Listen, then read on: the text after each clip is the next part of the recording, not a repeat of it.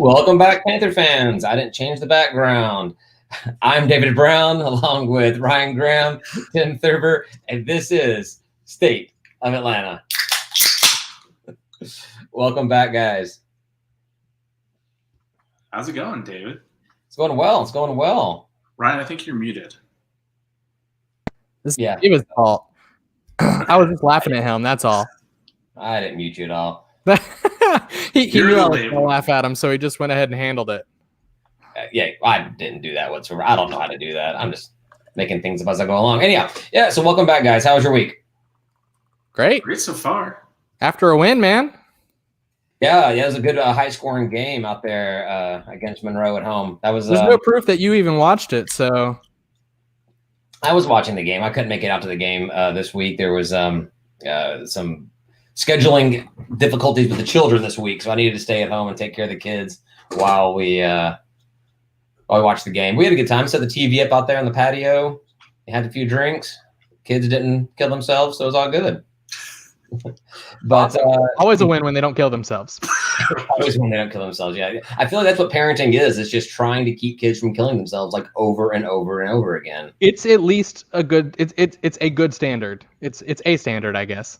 That's the success. You know, yeah. I'm going on almost 4 years now, keeping a kid alive. I never thought that was possible, personally. All right. Well, we have got the guys from the Black and Gold podcast from App State to talk about the game coming up this week. So I'm going to go ahead and add AJ on here, and I guess Charles will be joining us here shortly, right? Is that right, AJ? Yeah, he'll be here in a second. Yeah, he probably had to go on a Miller Lite run, but he'll be here in a second. Cheers to him on that one. Absolutely. Well, welcome, AJ. So for those listening, I just got off the phone with AJ and Charles talking about this preview game and a little bit about Georgia State history. It's a good time. I enjoyed it. I'll be sure to post a link to y'all's podcast episode, so if anybody wants to go take a listen to that as well. Thank you. Absolutely. So, actually, a funny story here for Tim. Oh, I'm getting a little feedback. Yeah, a little funny story here for Ryan and Tim. We found out a little teaser. Their original name of their podcast they were tossing around was State of App. So, all right now, yeah, but it lasted all of an hour, maybe back in 2015. But it existed though for a brief moment in time. It was State of App. Excellent. Well, you guys been doing this for a while, for 5 years. This is only our second year. You've got a good following with your App State fan base. I was looking at your social media, quite a bit of followers, a lot of interaction. It's been going well for you guys, huh? Yeah, no, it has. This is our 6th season. It's been incredible. Yeah, we have a very, I think, legitimate voice in the fan base. We try our best to be reasonable. And David, actually, I kind of mentioned to you, I thought a lot of what you were saying was reasonable. And I think if you're going to have any sort of an influence, number one, you got to be positive. Or, I mean, we can have an influence to be negative, but if you want to be effective and have the athletics department like you got to be positive and reasonable.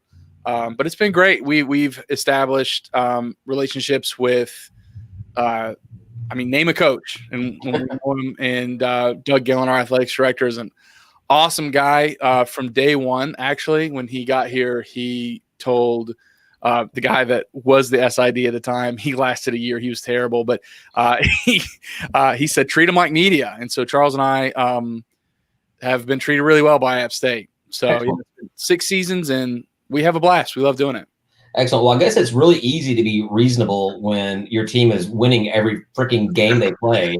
You'd be surprised, man. I mean, listen, there's always malcontents no matter what. We actually joke all the time that there are always fan cops, right? Like, even when you're winning, somebody will say something like, oh, I didn't like our uniform combo. What happened to our uniform combos? And then these other fans will say, well, look at these malcontents. And who would do that? Who would talk about uniforms and make fun of teams for uniforms? Who would do that? Well, you guys complain about uniforms all the time? I'm looking around at both co-hosts right now. Oh yeah. We definitely talk about our uniforms quite a bit. I'm the one who doesn't give a shit about the uniforms. Well, so at the same time though, we do fancy ourselves a little bit of like the keepers of culture, right? The keepers of App State history, which we're we have our school colors. And so and there's something rooted in that. There's some meaning behind that. We just don't arbitrarily say, here's the uniform combo that we prefer. We try to root it in something that has existed and something that means something. So, for example, when we had a whiteout against Old Dominion in 2016. And when that promotion was announced, we were really vocal. The athletics department likes us. We were very polite about it, but we said this kind of sucks because, our colors are black and gold. There's something menacing about being a team that wears all black on Saturday at home. That's not what a lot of teams do. A lot of times for teams, wearing black is like a blackout. It's a special game. It's every game for us at home. We don't really care what we wear on the road. Like, who cares? But there's something about deviating from that just seemed like it kind of flew in the face of tradition. So we tried to tastefully oppose that without being ridiculous. But again, it wasn't rooted in, we don't like whiteouts because they're lame. We didn't like them for us. And we think that we have a legitimate case to be made that they don't really fit App State football culture. But whatever. I mean, at the end of the day, we'd rather be a team that does a whiteout once a year and wins 11 games than to have our all black. And you don't have to choose, but that was kind of our take. They came out with a new helmet this year, a new white helmet for us with a new sticker on it that we absolutely hated. And then we went and we took ECU to the far barn, whatever the cliche is. And we're like, all right, well, if we can play like that, we'll wear that stupid helmet every freaking game. I want to go ahead and welcome Charles here to the show as well. Welcome, Charles, for being here. Yep. Sorry, AJ forgets that I like emails and not text messages. Oh, it's okay. Sorry, Charles. Sorry. Those that are trying to copy in, refresh them. Here we are. We're good. All right, excellent. Now we have the whole show here. Hey, Tim, you want to kick us off with a game question or a question in general? I was curious. You talked about fans getting a little anxious. Like, what is the number of losses before your fan base gets a little, pissed off? 2. 1? 1 or 2? I don't know. We have 2 different answers going on. In my experience, it really depends on who we lose to be honest. That's all it comes down to. We lost to Penn State in that overtime game in 2018. Nobody was calling for anybody's head. We were really disappointed we lost that game because nobody thought that the coming out party for Zach Thomas would be like that. It's the games that and really any sort of peer game that we lose, people kind of whine about it. But realistically, though, like we were. I know this is going to sound like ridiculous to you guys. You kind of already alluded to us sounding ridiculous over uniform combos. And I'm just kidding a little bit. 2017, there was one point in October, we were 4-4. And you would have thought the world was ending. I mean, really, you would have thought, well, there goes the dynasty. Now, we then won the next, what was it, Charles? 5 games in a row. And won the last 4. Yeah. Yeah.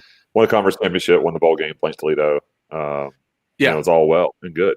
Yeah, if we're 4-4. We're like, this has potential for a bowl season, guys. Let's get pumped up. Doing so well. We only need 2 more. We only need 2 more wins.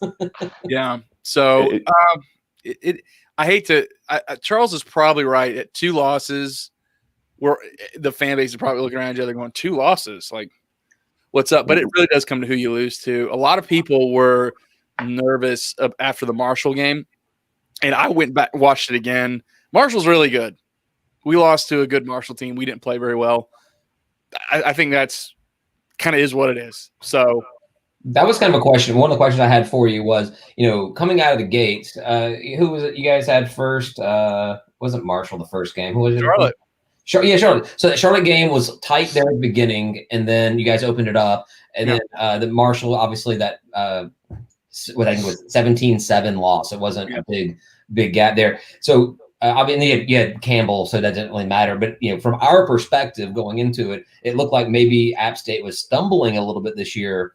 Was it stumbling, or was it just what happened in those first couple of games that made App not look like that dominant powerhouse they've been? Understanding that Marshall is a good team. Charles, you can jump on that. We probably have similar lines of thought. Yeah, I'll start. I mean, really, if you look at our season so far, it's why aren't we blowing teams out? Why haven't we won every game? It's been just odd turnovers. We haven't really turned the ball over a lot, but we've had a couple games where we've had some very fluky plays. Marshall was definitely one of those. But if you take that Charlotte game, it was 35-20. We fumble at the goal line. We had 3 errors on the following drive that Charlotte was able to drive down the field and score a touchdown. That kept it close. And they had a kickoff return for touchdown. Besides that, we limit them to a drive where we all made mistakes, didn't score in the first place, and then kept them to field goals. And really, besides that, that's the most points our defense has given up all season long.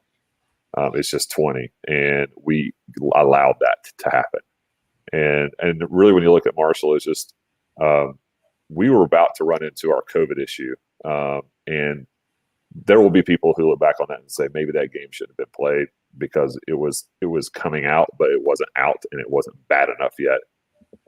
We had injuries that 1 or 2 people that were kind of like game time stuff. They went out and stretched, and then they weren't ready. And we were a little youthful at receiver. We thought maybe Corey Sutton would be back, and he wasn't. And I think that's really the difference maker in like how our offense has gone from, scoring, being unstoppable to scoring in the 30s, which, people will certainly have a hesitation about, is having that deep threat, having a guy that you can depend on, such a big body like him.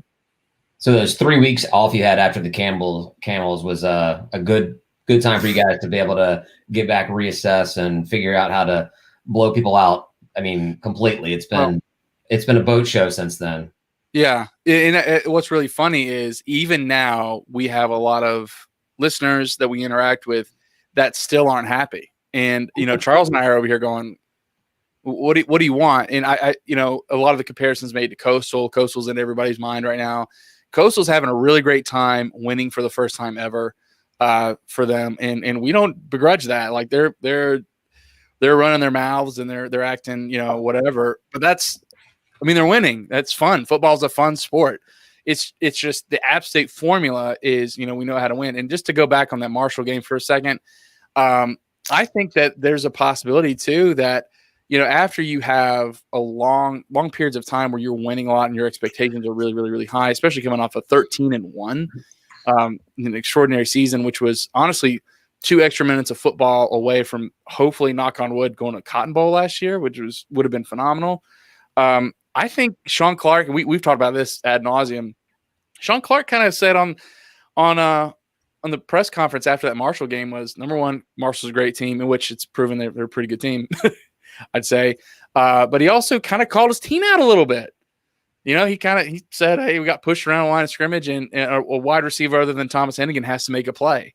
And what we've seen since that moment, and we talked about on the show, you're seeing a lot of young bucks step up and make some plays there. So sometimes you can sit back on your heels and kind of think that this is all coming to you.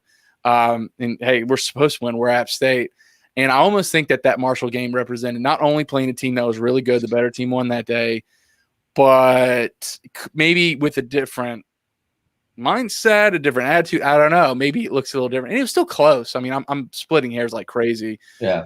But even so, playing ULM and Texas State, there are still fans today will say that's not good enough. And Charles and I are so used to the Scott Satterfield era of, I tell you what, we'll score enough points when their offense tells us that they can score. Maybe we'll do something different.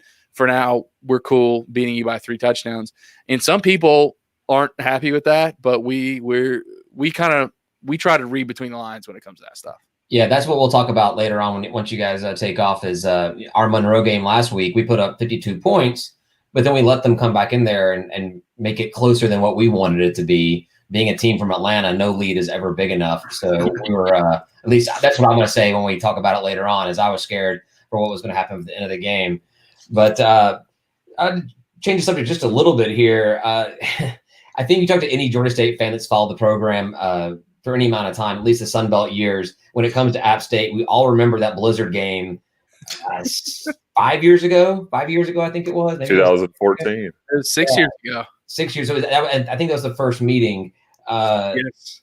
Yeah, I feel really bad if you guys do end up winning the East and the championship is played in Boone in December 19th. I feel bad for whoever is who's going up there. What's the weather looking like this week? It's about a month earlier than we played that game 6 years ago. I just checked it a few minutes ago. Yeah, we could have some of that rain from what is that Greek letter down there, Eta? That's can't decide what it wants to do. But 55 degrees, low 41 for us. In basically the couple weeks before Thanksgiving, we're going to tape that every day of the week. Yep. And it's been very warm here, so it's not going to be some like cold rain. I don't expect it to be heavy. But I also have no idea because it's Boone, and literally anything can happen at any given time in Boone with the weather. So you guys could get snowed in. I mean, it wouldn't surprise me. It's the mountain weather. And to tell a funny little anecdote about Troy real quick, Charles I think it was 2018. Troy came up. I think it was Thanksgiving weekend. This was whoever won that game was going to play in the championship. Was going to host the championship game, I think. Mm-hmm. Yeah, that's right. So we're playing Troy. Troy had a great year. They won. I think they won 10 games that year. They come out. This team comes out with no shirts on. Okay, and it was a special teams unit. They didn't look great without shirts on. I will say that. They're in warm-ups and they're not wearing shirts, and everyone's looking around at each other, and we know why they're doing it. They're thinking it's the last weekend in November in the mountains, and we're going to show you guys this isn't that cold. The fans are wearing T-shirts. Like it's not that cold. It wasn't cold. We had an ice storm the night before, and actually had power out in neighborhoods and stuff like that when I left. That's right. And some limbs down and stuff like that. But when we saw Troy think that they were being all manly men with their shirts off in a 44-degree day that turned into a 44-degree day, and then it eventually turned cloudy because that's what it does here. It was just funny. They psyched themselves out. And their Twitter account even said it as well. It's like, oh, this isn't so bad. And we're like, all right, we're wearing like light windbreakers, but yeah, that's cool. Well, I think there's a very, very fine line there in weather that if it can be wet enough to keep you guys from throwing the ball a lot and relying on that rushing game, that will work in an advantage to Georgia State. But any success in the air for you guys, I think, is going to spell doom and disaster for the Panthers up there. What do you think, Tim? Unfortunately, I think you're right. If they can pass the ball at all, they'll be probably fine. Yeah. We won't be scared by the rain to throw the ball for what that's worth. That's kind of one of those old school football things. Quarterbacks now can throw it in the rain. At least if they can't, then you don't have a good quarterback in my opinion. That's what scares me. What is y'all's game day environment like up there now? When we talked to the Charlotte guys, a game that did not happen, they were not going to have fans in the stands or anything. But North Carolina has relaxed those rules. So what's going to look like up there? I mean, barely. They've barely relaxed it. I mean, so the first game they allowed fans was Arkansas State 3 weeks ago. And it was kind of sad, to tell you the truth, not to get political, and we won't get political, but right now it's 7%, 7% capacity is allowed to attend. And that was a Thursday night TV game. It's supposed to be a hype atmosphere around, and it was just kind of a whimper. And seeing so much concrete and aluminum empty that could have been filled and still spaced out, it was weird. It was a weird thing. So those, Charles and I were one of, I think 2,100 total. Yeah, one of 500 season ticket holders that were able to go. Thankfully we weren't. I mean, we were. Found an opportunity to get these tickets, which was great.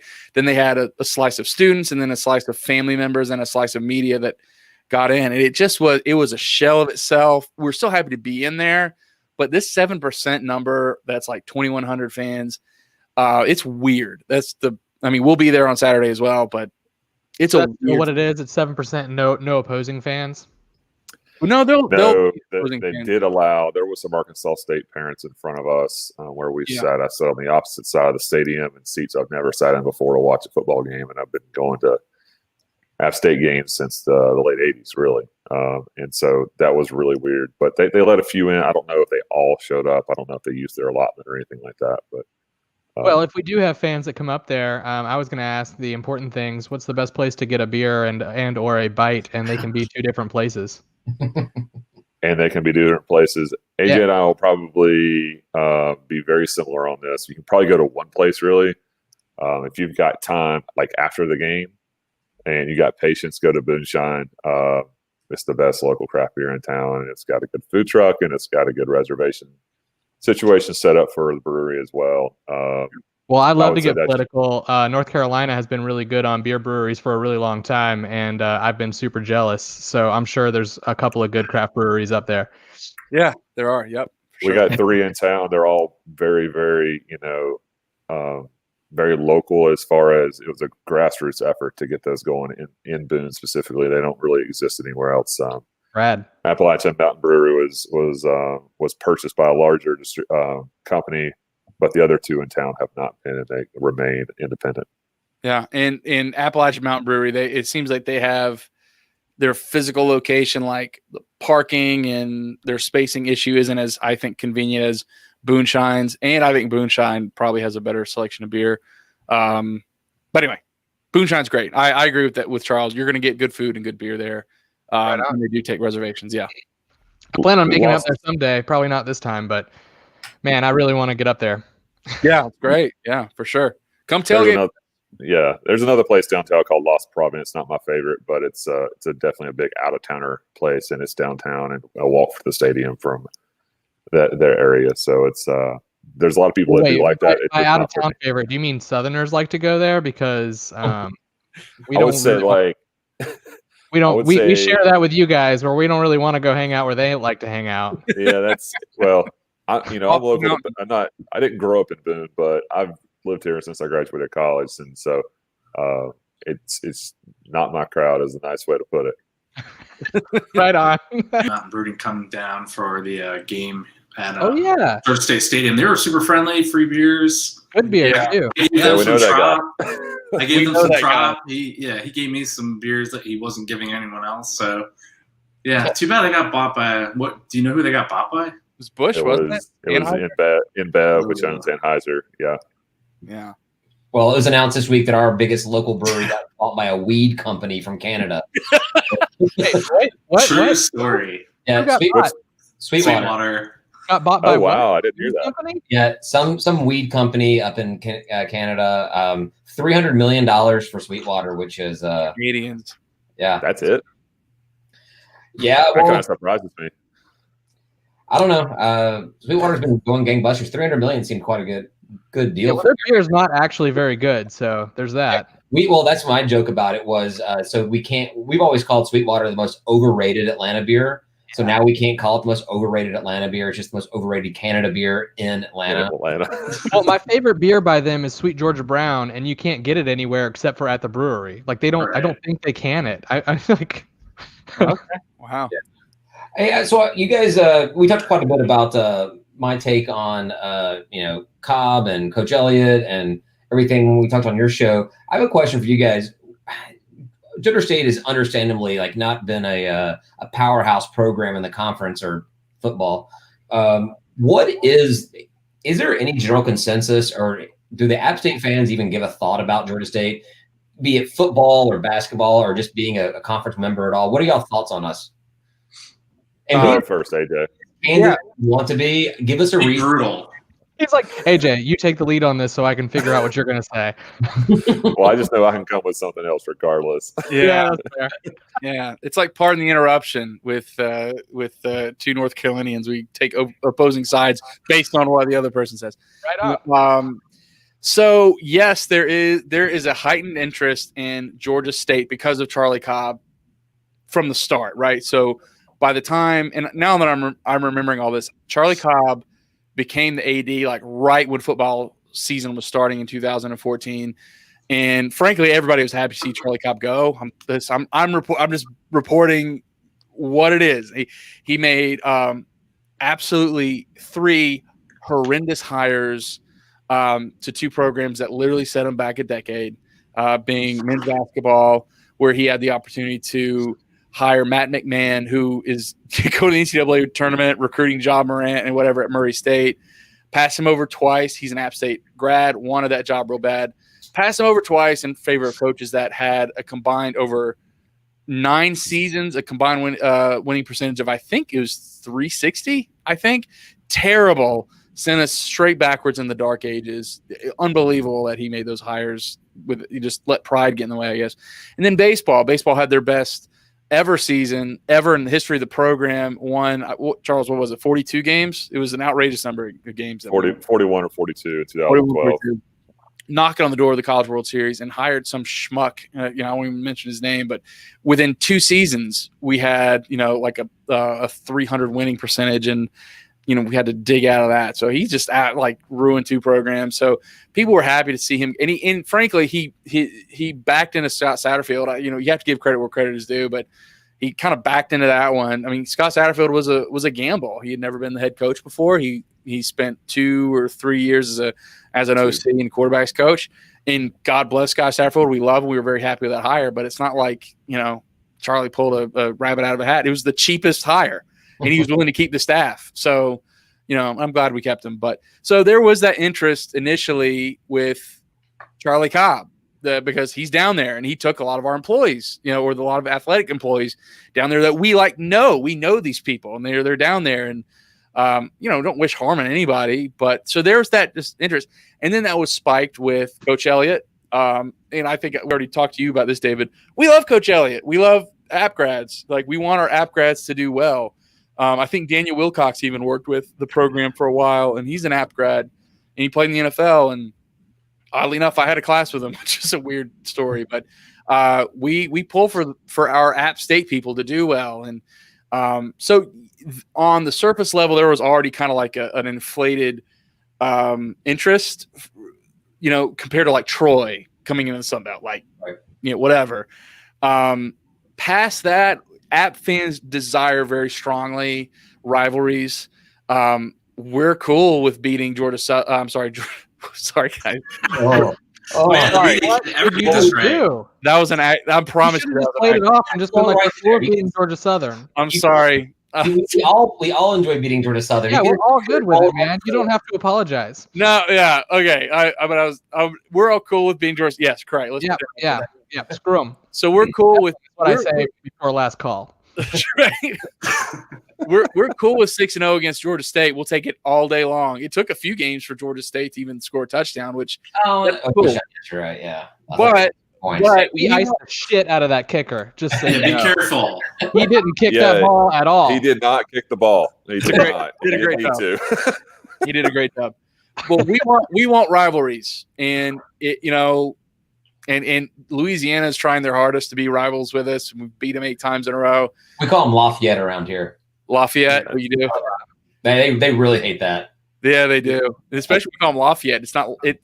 They pronounce it. The Cajuns down there, they say Lafayette, like Laffy Taffy. They say Lafayette. Well, I would say Lafayette, like I'm laughing at you, but So past that, guys, I hate to say it, like it just is what it is. Like, do we care about? There's a lot of app people down there. We care that it's local. I went down there in when was it? 2017, I think, and it was great. I loved it. I loved the parking lot situation, the tailgating situation. I thought it was great. Tried to go last year, couldn't go. I want it to happen. I want it to be a rivalry. I want it to mean something. So when I do see Georgia State winning games, I'm like, all right, well, hype it up and let's create some tension and some rivalry. Make it mean something. Right. And I think that's the hope that app fans that really follow football closely. We desire that. It's a great road trip. When we left the SoCon, the best asset that the SoCon had was it was so easy to road trip, and we love doing that. So Georgia State, man, they have the right stuff. It's just that I think without the competitiveness on the field, it is hard to take it to the next level of interest. I don't think anybody hates Georgia State. Does that make sense? We don't want to hate them. Well, that's also a bad spot to be in, though, too, as well. Is that if you're not hated, then you're almost not cared about. Does that make sense? Yes. Yeah. Do you guys look at how Georgia State played in like the first 2 or 3 games, and then compared to the last 2 or 3 games, like being kind of questionable and thinking that maybe we're at least a wild card in your eyes? I mean, I'm not super confident about the game. I'm going to be honest, but we have the capacity. So, I mean, is anybody worried about it at all? Are we worried about losing? Say no. Yeah, I think the question is whether or not there's any fear of Georgia State leading with a W on Saturday. No. Yeah, got it. Yeah. Well, and I'll say I'm probably the most skeptical between the two of us. I've seen too many games that are close that shouldn't have been close. To where my radar's pretty much always up. There are a handful of games where my radar's not up. But so far, every single game this year, except for Campbell, I don't think Campbell, I was like, no way. And Campbell's probably the only one I was like. But they played that first half pretty close. Yeah, they did. They put a little fear in you. Well, we had like 30 dudes sitting as well. We had basically a quarterback, a receiver, and like one running back. We had our whole defense. But. We need you guys to come in overconfident and asleep so that we can shock you. Well, It'll be tough. Don't do what Texas State did and like mock our video staff like the week of the game, which is exactly what they did. They mocked the first hype video that we had this year. They made put rubber duckies and they made fun of Thomas Hennigan and our video crew, and the team's like, oh, all right. Wait, what's y'all's really funny hype video though? You guys have a funny one, right? The App State is great, or hot. Yeah, I mean that's from decades ago. Yeah, you guys have a classic. No, don't worry. We have wear our sunglasses at night, and it's amazing as well. Don't worry. We all have them, and I'm not making fun of y'all. I think it's amazing when programs put crap like that out. It's fun, you know. Yeah. No, we're talking about the uniform reveal that these teams do every week. They do the hype uniform. Yeah. And you guys put a lot into that, right? It's serious. Good thing. We're really good. I mean, our video staff, I don't know where AJ's going there, if he's recording or not, but can you guys hear me? They're really good. You're back. Okay. I can't hear you, so I'm gonna have to restart this. So I'm glad you can hear me. So but we have a really strong history with our video staff. One guy I can't hear you guys. I'm sorry. I can't hear you. I'm gonna have to restart this. We're just laughing at you. But it's all students using their own equipment. Let's just put it that way. That's awesome. And it's amazing they do what they do. I'm gonna look, guys. I'm gonna leave the studio and come back in so you guys can hear me. I don't care if I can hear y'all or not. I'm gonna keep talking. Exactly. if you've known AJ as long as I have, that is him in a nutshell. Kind of going back about. They were talking about AJ hit a bunch on Charlie Cobb and all that good stuff. Had it not been Charlie Cobb, had it not been Sean Elliott, I understand what y'all are saying. Where would the umph be to be engaged with Georgia State besides being in the same division or something like that? Had a true rivalry really began and maybe y'all had gotten a couple wins against us or something like that, then that would appear easily. Until that happens with anybody. It's easy for our fans to be pretty overconfident about playing a lot of these teams in the Sun Belt. We have only lost to 5 schools in the Sun Belt. If I'm doing my math right, maybe it's 6. We haven't lost to anybody twice except Georgia Southern, and that was a rivalry that came with us from the SoCon. Shame on you. Nobody has beaten us twice yet.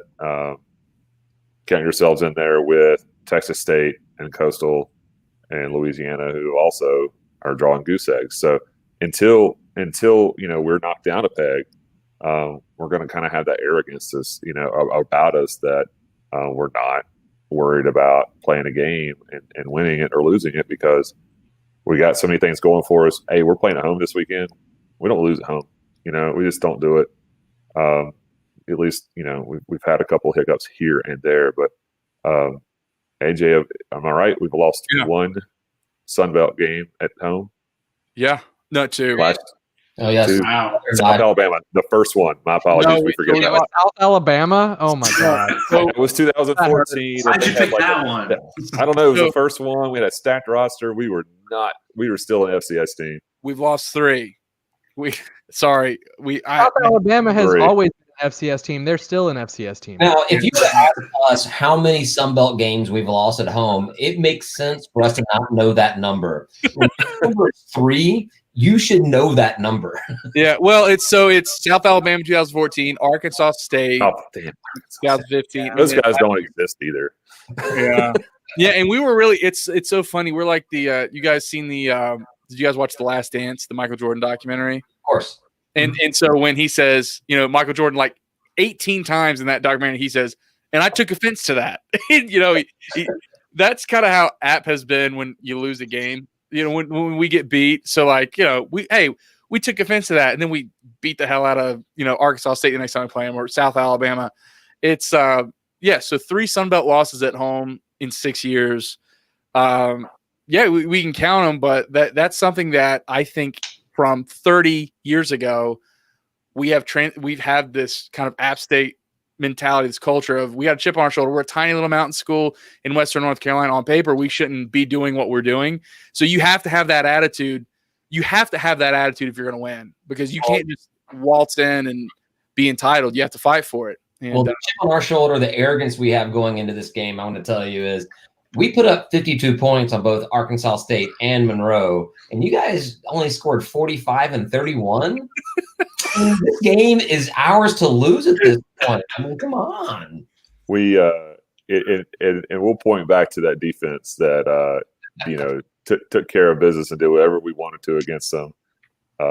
Arkansas State likes to do all their little tricks and stuff like that, and we fell for absolutely zero, except an onside kick. They got the onside kick. They kicked a field goal to open the third quarter on their opening drive. Had the balls to hit an onside, hit us on an onside kick, surprise. The next 3 plays were 2 sacks and an incompletion. They punted it right back to us. Ball game was over at that point, and it was only 31-17. Yeah. Well, our quarterback, Quad Brown, is a redshirt freshman, and he does freshman things. So he's been pretty inconsistent, but games where he's on, he is on. I mean, it has been a treat to watch. And then games where he's off, it's like, what is this? What in the world am I watching? They put injured Dan Ellington in Quad Brown's uniform. Yeah. That's another thing from last year. Speaking of Ellington, we were really surprised to see y'all put Ellington in a knee brace.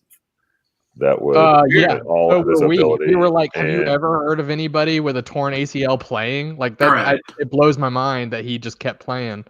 Oh, that's our backup quarterback, Quad Brown, at the time was right. The bum leg quarterback is better than our backup. So. Yeah, that's why I was like, oh my God, this is our starting quarterback this year. Like we literally started a guy with a torn ACL over him last year. And when they put him when they put him in last year, Quad Brown, he looked awful when they put him in. He was terrible. He was scared.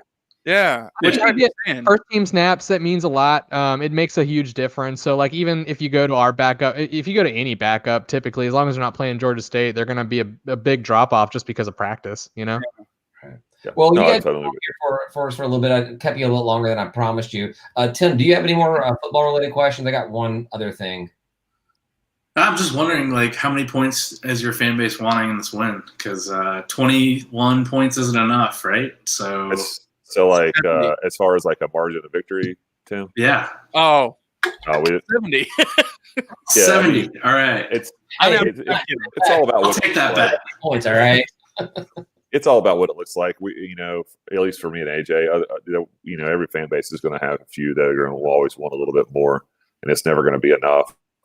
I mean, if we keep you under 20, I think that'll be a pretty big accomplishment for probably the best offense. I'm going to say it, better than Arkansas State's offense that we probably have seen this year. And we hold you to 20 or 21. Chances are we'll probably win comfortably. It would surprise me if we don't score 40 on that defense, unfortunately. Right. And I'll say that too. What will the fan base be happy with? I can't answer that accurately because I've personally been so surprised with people, like different reactions. Like on one stream, I'll see people saying, I saw actually 2 different Twitter people say this when we were playing Texas State. App State's making me drink. I'm nervous. I'm like, what? Or what game are you watching? Like, this isn't. These are App fans saying this. And anyway, so the expectations are like unrealistically high. But in terms of a spread that will make people look back and say, good win, I'd say a 3-possession ball game. I think we all walk away saying, all right, we did what we were supposed to do. That's kind of my rule of thumb with at football now is a 3-possession ball game and controlling with defense. That's kind of won a lot of games for us. And I don't foresee that really changing. Well, and if it's under 3 possessions, then you can just tell the fan base, we were being nice to Coach Elliott. We all like Coach Elliott. We don't want to give him too bad of a loss. We want to have a good career there. Yeah. I can tell you one thing. Yeah. Sean Clark's not going to be nice to Sean Elliott and vice versa. Those guys live together on the same hall. They played on the same team. They have every motivation to want to drive the nail in if the opportunity exists. And there's no question that they're buddies, no question whatsoever. But at the end of the day, man, you get two alpha males on the recruiting trail recruiting against each other. You can't tell me that they're having some hurt feelings and some pissed off emotions too. There's no letting up. These guys want to beat each other so bad for bragging rights or whatever you want to say. I don't want to say no love lost like it's bitter, but it's competitive between those guys for sure. Excellent. All right, well, I got one question for you, not football related. This new Sun Belt basketball schedule. Do you guys have any strong feelings about that one way or the other with this whole 4-game? Yes. I thought we hired a commissioner that was supposed to be a basketball dude. And it looks like we're playing like some type of cricket match of some sort where we just keep playing the same team for like an entire week. That's the best explanation I've heard of it as a cricket game. Hired a cricket guy. Got it. Cricket guy. That's hilarious. Oh, I am glad that, prior to all this going down, COVID, all the good stuff, there was going to be what was it going to be, some pod situation where like you don't know who the last 3 teams you're going to play are at the end of the year until you figure out where the heck you land. Yeah. And that was absolutely atrocious as well. And I'm glad that they got rid of that. Keith Gill got rid of that. I'm still waiting for Keith Gill to show his face. But this is going to be tough. This athletic school year. Hopefully next year we can get back to some normalcy and play a schedule that makes sense. I'd prefer if we went to divisions and did true home and homes with people in the East, and then one home and away alternating each year with the guys in the West. There's zero reason why App and Georgia State should only be playing 1 game a year, or Georgia Southern for that matter, and then still playing Arkansas State twice home and home. That just doesn't make sense. If you want rivalries, if you want this thing to get going and become something and want people to watch this stuff on television, ESPN Plus or not, you've got to have these rivalries develop. And if you go 2 years in a row and you play Georgia State, the way basketball rosters turn over anymore, junior college transfers and waivers and all this stuff that we're going to get, you're never creating anything because these guys aren't playing each other year after year. Right. I'm passionate about it. If you didn't know. I feel like the majority of fan reaction has not been positive. I mean, even considering what the circumstances we're playing under this year being different than anything that's ever happened before, it's not been a positive reaction by the fans. I can understand why, for travel purposes and making sure that we're not spreading stuff all over the United States and keeping that stuff, hammered down. But it doesn't make for a competitive round robin situation where, based off this, I don't think we're going to have a conference tournament. I have no reason to believe that we would have a conference tournament based off this scheduling that we have.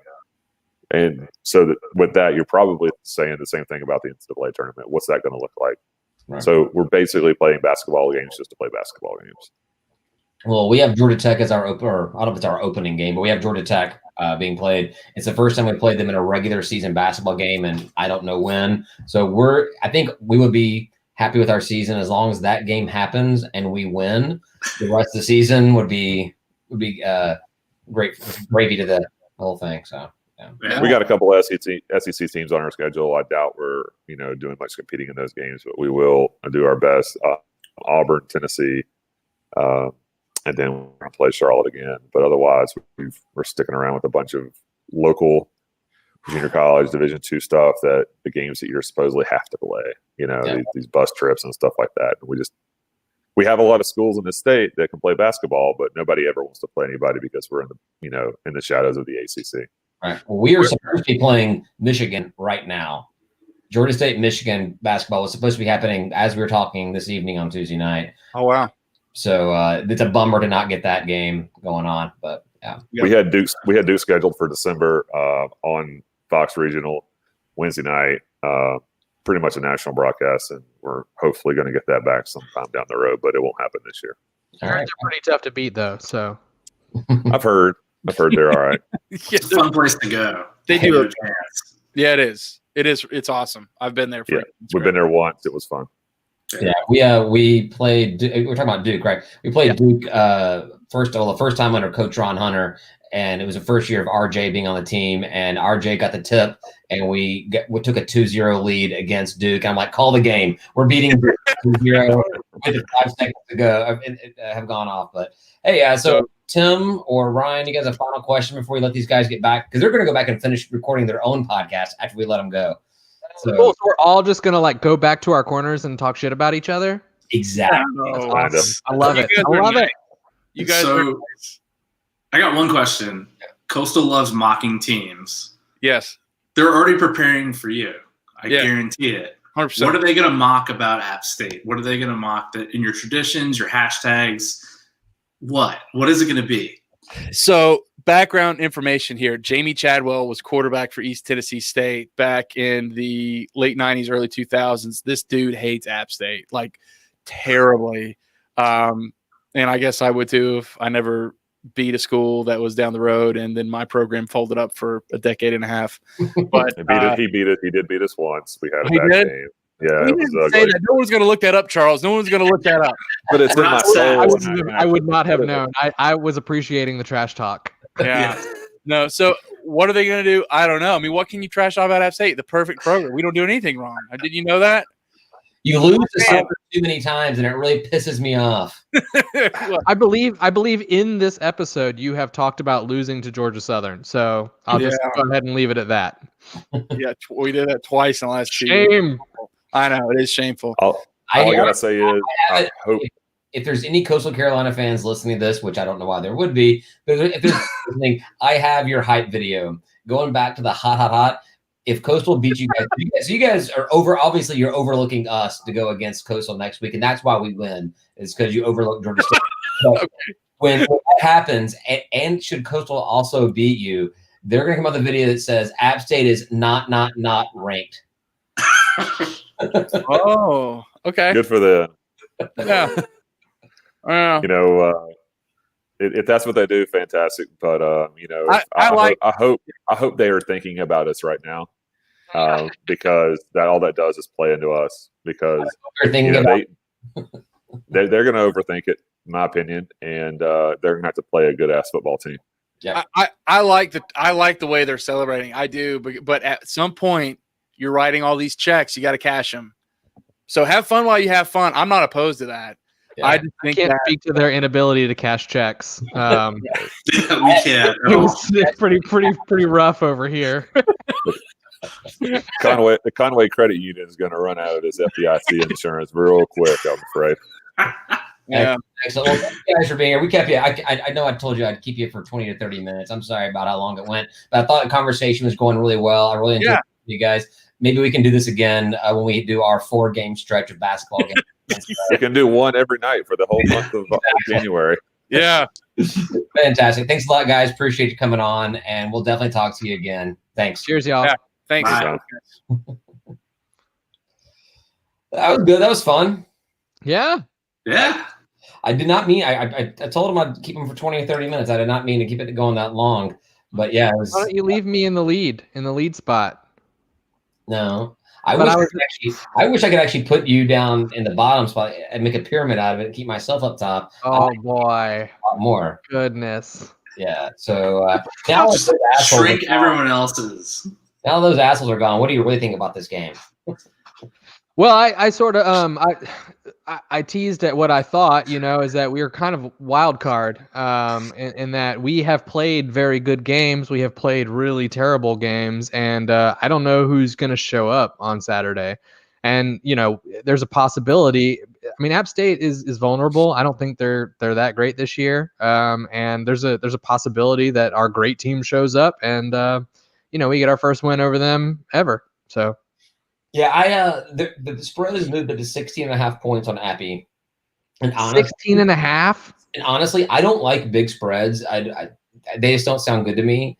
But honestly, I don't want to be down on it. I feel like I've been a little down on us this entire conversation with these guys. We've been talking about how great they are and how ineffective we've been over the years. They are great. If I was a betting man, I would take Appy and the points on 16.5. Now, do I want that to happen? No. Do I think that it's guaranteed to happen? No. There is definitely a chance. There is a chance offense comes out, and if our offense can run like short passes, short runs, keep that defense on the field for a long time. effectively keeping their offense off the field as much as possible, there's definitely a chance we can win this game. But I don't think it's going to be a blowout by Georgia State. I mean, if we're winning, it's winning by less. If we're a betting man, you would take the 16.5. That's nuts, dude. I would not. I would think. I mean, all that being said, right now, if you told me to put $100 on either App State covering or Georgia State not, or Georgia State winning, whatever it is, I don't know betting terms. Whatever. I would take. You give me $100 to put on a game. I would put $100 on App State covering. That being said, we have a shot in this game. We have seen the moments of grandeur by this program. Yeah. But let's go back to Coastal. Let's go back to the Monroe game last week. And we let a crappy Monroe team put hella points up on us at the end of the game, which you scored a shit ton of points. Which we can argue that, we were just kind of garbage time. No. Right? Garbage time kind of stuff. No. We all know we can't argue that. So, I mean, that's one of the questions I put down for the Monroe game segment, which I don't know if we'll have a Monroe game segment, was, that the final score is 52-34. That looks like a convincing win. Was it just me, or did you feel nervous in that fourth quarter at that score? I felt nervous. I was texting you about being anxious and nervous. Like, we don't have enough points. We need 3 we need 4 scores. I don't care if it's just 1 point higher. We need it. And was it one of you guys that actually sent out what Ben Moore was saying about our third and fourth quarter defenses giving up? I think it was like an average of like 14 and then 20 something points or something crazy, something stupid in the third and fourth quarter. Oh yeah, well I think that I tweeted out 7 and 14. We put up 42 points in the first half. All we needed was 13 points in the second half to be the highest scoring game or highest offensive scoring game we've ever had before. And we got 10. Yeah. Whereas they got 20. Yeah. It's like, what happened? Did we are we purposefully taking our feet off the gas? Because I don't understand why we would do that. Like, just go. Just rev that up and go, to extend the metaphor. Exactly. No, but I mean, and watching the Falcons game on Sunday, they get a lead and they were actually running the ball in the second half. And I'm like, finally, and that still got close. But yeah, I just I don't know. I was feeling way more nervous at the end of that game for what you see as a 52-34 final score. Yeah. So Tim and I were texting during the game since we weren't there. Ryan, you were there. I knew that you wouldn't respond because you're there at the game watching, way too into it and everything. What we decided was, after this game, fire Fuqua. It's got to be done, right? Yeah, I'm not feeling super hot about our defense. I think that, I defended it. I think I'd sent you guys this text too, where I defended it for a long time. And now it seems like the outliers were the first 2 games and that we are just what we are. And those first 2 games were extra good and our defense just isn't very good. And it's not because the players aren't good. Obviously they are. We saw them play really well. We've seen them play really well. And I think it's just defensive coordinator. And yeah, I think he's, he should play out the season and we should see where we end up, but I'm not feeling too good about it. Take all that extra assistant pool money that Coach Elliott got with his extension and go hire yourself a good defensive coordinator that can come in here and teach guys not to play 10 yards off the receiver, right? I don't understand. I just don't understand that. We play prevent defense the entire game, and it's like, what are you doing? And then so there was even that late game. Ryan, you're wrong. We do not play prevent defense. If we played prevent defense, we would have prevented something. We play accept defense. Do whatever you want. I think they were it was like a 20-yard play or a 25-yard play, and we played so far off they almost got the first down on a regular pass play. When it was the reason you play off that time because you don't care, right? As long as they don't get a first down, it's all good. You win. And it's they still almost got the first down because we played so far off. And it's why? Why are we doing that? Oh, I mean, hope is not how you win games, but I really hope that Coach Elliott has talked to Fuqua and over this past week, and they figure out something. They figure out somewhat. Because if we play defense the way we have been playing in these past couple of games, it's going to be Coastal Carolina version 2.0. Bigger, better, and stronger and faster all over us. I mean, App State could, if we play what we did against Coastal, 51 points to 0. it could be way, way worse. Yeah. So. Yeah, I think I was looking through my text messages with David from ULM, and I think it was at the half. I said, is it weird being an Atlanta and GSU sports fan? I talked about us winning big on the podcast. Then that feeling is now slowly eroded, and now that we are up 35-7, I almost feel more nervous than when the game started. Like, I literally felt more nervous, like, oh shit, we're up this big. How are you going to screw this up with our defense? The higher you set me up, that inevitable fall. I blame the Falcons. We've been trained not only by Georgia State, by all of our franchises. You know, I mean, it's our nature. It's what we've become accustomed to. So, I think. What are your realistic predictions on the game this week? Win by 3. Win by 3? Yeah. I love it, Ryan. I love the positivity. Tim, what you got? Win by losing. Win by what? More. I don't know. What does that mean? I just don't think we're going to win. We'll lose by 2. What it means is we lose so bad that Fuquay does 17, not. We'll lose by 17. If it's winnable, I'm always gonna say we win. You know what I mean? There's no reason why we shouldn't be able to beat App State. I know that we've had some rough games, but there's just no reason we should not be able to compete with them. It's really atrocious that we haven't thus far. It doesn't make any sense. I looked at some of the numbers against App State, and we have scored it in our 6th contest with App State. We have scored 60 points. We're averaging 10 points a game. They're averaging over 38 points a game against us. Wow, they've been killing us, huh? You know, it's kind of skewed a little bit because the very first game against us, they did win 44-0. So that definitely doesn't aid things. But the one thing I did notice was their rushing offense, because I looked at stats, because I had to talk to them, so I looked at some stats today. Their rushing offense is not great. Actually, sorry, it's all right. Their passing offense is garbage. They've got crap for passing offense. So as good as their rushing may be, our defense has been pretty good at that. Yeah, we've been decent there. Yeah. But if their passing offense is not great and it's going to be a little rainy out there, maybe they don't throw it as much as they would normally, at least at the beginning of the game. That is a chance for us to kind of get a little bit of an edge, but it's going to come down to our offense keeping their defense off the field. Yeah, I think next Monday you're going to go out there, you're going to look at the stats, and you're going to be like, man, their passing offense is great this year. I put that in my notes. I actually they can pad their stats on rushing or passing offense against us this week. All right, so here we go. If we have a really good game, meaning Quad is firing all cylinders, Coates is rushing, and App's not stopping him, I'll go with you, Ryan. We'll win by 3. If that perfect equation is not working, we lose by 17 plus. The end. So and win by 3, I'm counting on with a mediocre defense. Gotta have that too. Yeah. We'll see what happens. All right, we're already hitting it right at an hour, so let's we can talk a little bit more candidly on last call. I feel like this game's gonna have a good last call discussion tonight. So one thing, this game, I'll talk about it later. Ooh, a teaser. 24/7 Sports, their power rankings. I don't even pay attention to these. I do pay attention, but I don't give them 7th or 8th, whatever. I pay attention, but here's what I read. I pay attention because I pulled it up for this, but I don't give it any credence or anything. That's power rankings are stupid. Georgia State comes in behind Troy and Arkansas State, behind Southern, whatever. It's stupid. I think it's fair. We're just not playing at a super high level right now, and so power rankings are generally not overall power rankings. They are like where you are in the season, and we have not been playing well.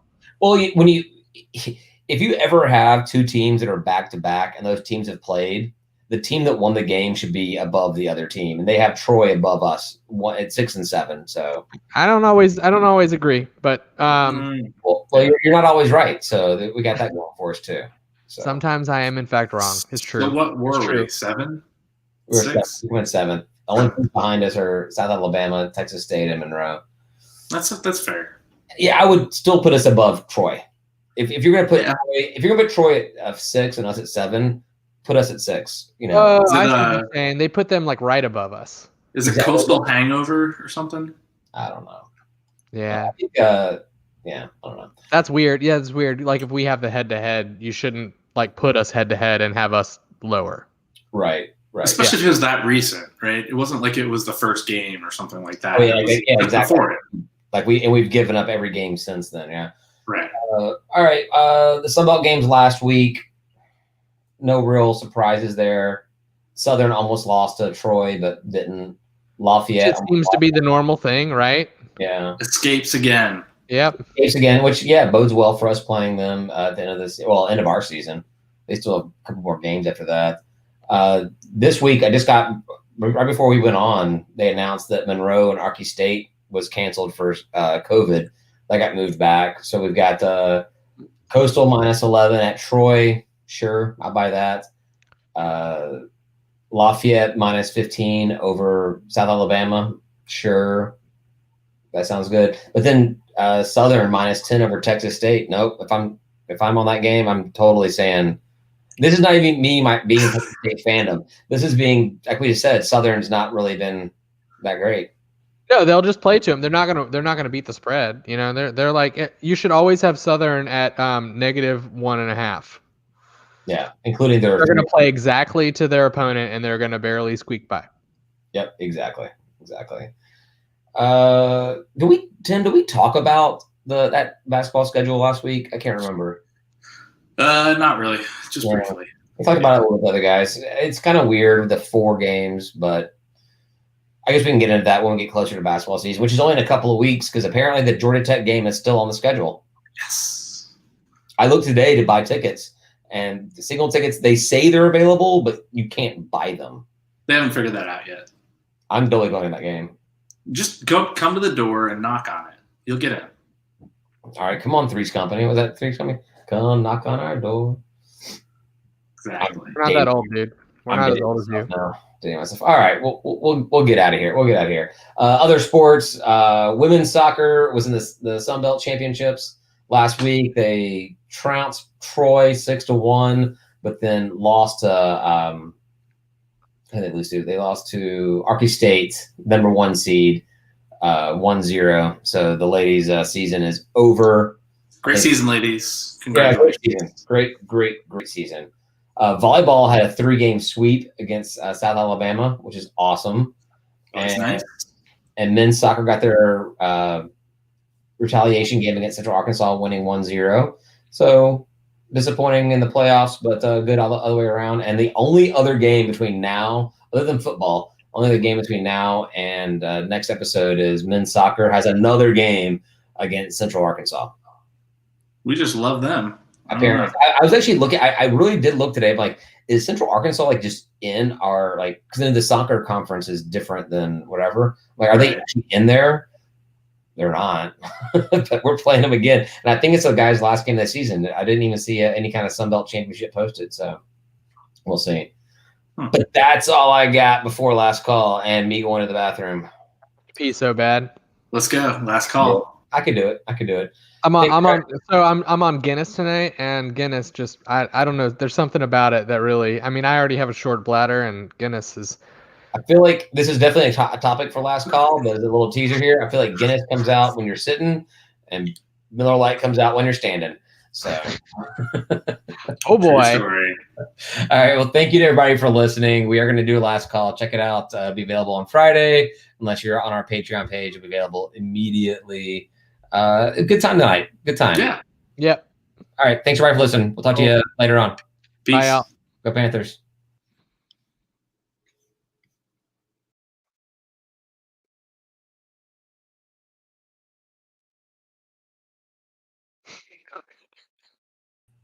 I did it again where I